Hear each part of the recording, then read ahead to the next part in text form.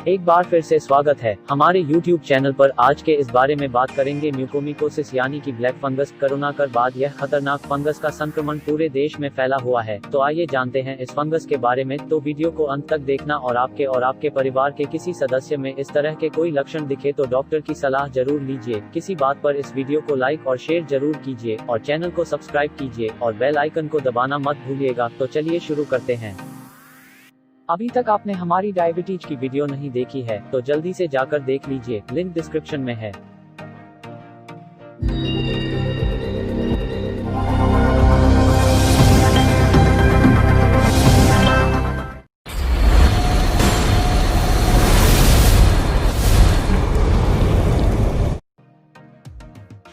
दिल्ली से लेकर गुजरात के अहमदाबाद और मुंबई के अस्पतालों में बीते कुछ दिनों से एक दुर्लभ संक्रमण ब्लैक फंगस के मामले सामने आ रहे हैं। फंगस से संक्रमित होने वाले व्यक्ति को 2 दिनों तक इलाज न मिलने पर उसकी आंखों की रोशनी जाने के साथ साथ उसकी मौत भी हो सकती है। दिल्ली के सर गंगाराम अस्पताल में ब्लैक फंगस इन्फेक्शन यानी म्यूकोमिकोसिस बीमारी का सबसे पहला मामला दर्ज किया गया है। इसके साथ ही दिल्ली के मैक्स, अपोलो और फोर्टिस जैसे कई अस्पतालों में भी ब्लैक फंगस के मरीज पहुँचना शुरू हो चुके हैं, जिनमें से कई मरीजों की मौत भी हो चुकी है।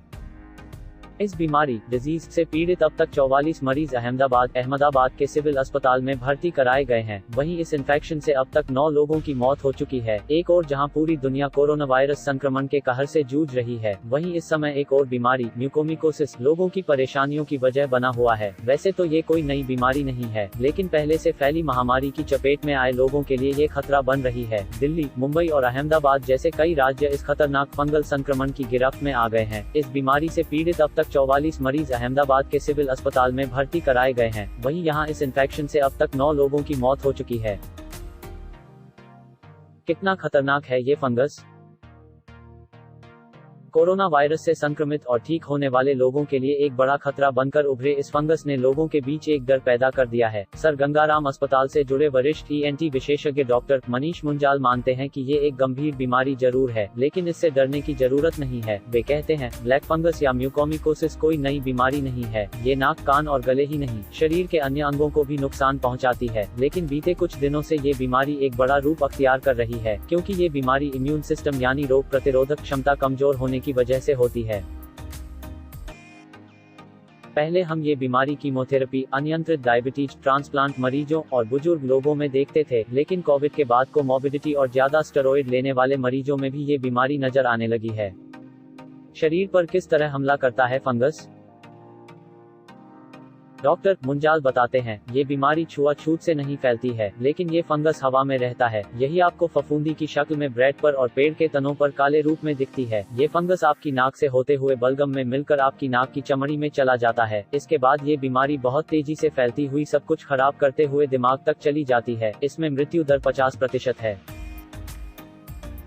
इसके बावजूद डॉक्टर मुंजाल समेत अन्य डॉक्टर मानते हैं कि इस बीमारी से डरने की जरूरत नहीं है। स्टार इमेजिंग लैब के निदेशक डॉक्टर समीर भाटी बताते हैं, हमें ये समझने की जरूरत है कि ये कोई नई बीमारी नहीं है। ये बीमारी पहले से हमारे बीच मौजूद थी। ये भी जानने की जरूरत है कि इससे अनियंत्रित डायबिटीज वाले लोगों को खतरा है। इसके साथ ही ट्रांसप्लांट वाले और ICU में भर्ती मरीजों को भी खतरा है, क्योंकि उनकी रोग प्रतिरोधक क्षमता पहले से ही कम होती है। ब्लैक फंगस का कोविड कनेक्शन?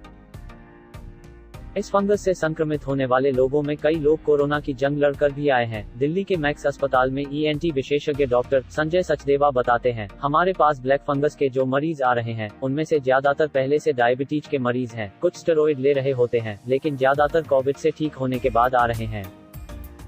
3 मरीज हमारे पास कोविड संक्रमित रहते हुए आए हैं, जिनमें से 2 की मौत हो चुकी है। ज्यादातर मरीज हमारे पास जो आ रहे हैं, वो कहते हैं कि उन्हें आंख से दिख नहीं रहा है। कोई कहता है कि आंखों से धुंधला दिख रहा है। फंगस की वजह से आंख पर सूजन आ जाती है, जिसके 1-2 दिन में ही आंखों की रोशनी काफी कम हो जाती है। ज्यादातर मरीज तो अपनी आंखों की रोशनी खो चुके हैं। इसके साथ ही डॉक्टर सचदेवा बताते हैं कि जो लोग भी कोविड से रिकवर हुए हैं, स्टेरॉइड लेते हैं और डायबिटिक हैं, उन्हें सिर में दर्द होने पर डॉक्टरी मदद लेनी चाहिए।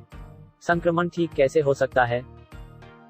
इस बीमारी के इलाज के लिए लोगों को कई दिनों तक अस्पताल में रहना पड़ सकता है। ब्लैक फंगस के इलाज की प्रक्रिया समझाते हुए डॉक्टर मनीष मुंजाल कहते हैं, जब हमारे पास मरीज आते हैं तो हम सबसे पहले ये सुनिश्चित करते हैं कि ये ब्लैक फंगस ही है। ये सुनिश्चित करने के बाद बहुत स्ट्रॉन्ग एंटी फंगस दवाएं देनी पड़ती हैं, क्योंकि जिन लोगों को ये होती है उनके लिए ये बहुत खतरनाक होती है।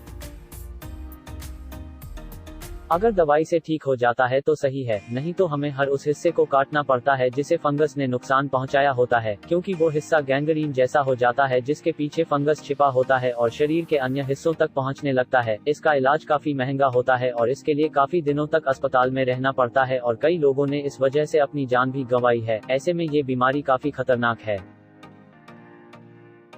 बीमारी से बचाव कैसे संभव है?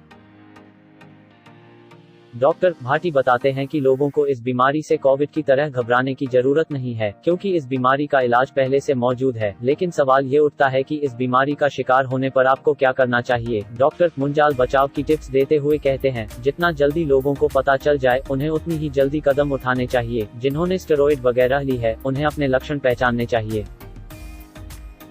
फंगस नाक में जाने के बाद कुछ इस तरह के लक्षण सामने आ सकते हैं। नाक की अंदरूनी दीवारों पर सूखापन आना, नाक के अंदर काली और भूरे रंग की पपड़ियां जमना, नाक बंद होना शुरू हो जाना, ऊपर वाले होठों और गालों का सुन्ना होना शुरू हो जाना, आंखों में सूजन आना, आंखों का लाल होना। इनमें से किसी भी तरह के लक्षण सामने आने पर लोगों को अपने डॉक्टर से सलाह लेनी चाहिए। वीडियो को अंत तक देखने के लिए शुक्रिया। अभी तक आपने इस वीडियो को लाइक शेयर सब्सक्राइब नहीं किया है तो जल्दी से कर लीजिए। यह जानकारी आप आपके आसपास के सभी लोगों को दीजिए जिससे वे इस बीमारी से सुरक्षित रह सके। यह वीडियो आपके परिवार के सभी सदस्यों को दिखाएं और आप और आपका परिवार सुरक्षित रहे। इसी के साथ मिलते हैं अगली वीडियो में, तब तक सुरक्षित रहिए।